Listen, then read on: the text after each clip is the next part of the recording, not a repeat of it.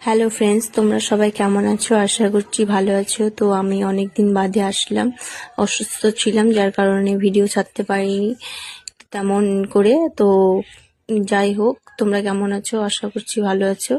তো সকলে ভালো থাকো।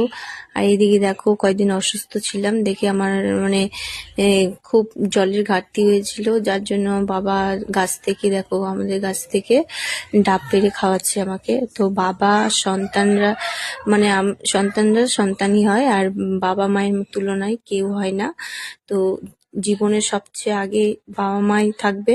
আমি চাই আমার বাবা মা সারা জীবন যেন আমার কাছে থাকে। তো প্রত্যেকের বাবা মাই যেন তাদের বাবা মাকে না হারায়। তো আমি এটাই চাই। আমার বাবা মা এত ভালো, বলার মতন না। প্রত্যেকের বাবা মাই ভালো। দেখো এদিকে, দেখো নারকেল পেরেছে, আর কত বড় সাইজ, আর কি সুন্দর একদম দেখতে, যেমন খেতে তেমন অসাধারণ মিষ্টি। আর প্রচন্ড জল ছিল, যার কারণে গ্লাসে ঢালতে পারিনি। এত জল ছিল আর এত সুন্দর মিষ্টি, মানে গাছের টাটকা পেড়ে খাওয়া একটা মজাই আলাদা। তো তোমাদের কেমন লাগলো ভিডিওটা অবশ্যই কমেন্টে জানাবে।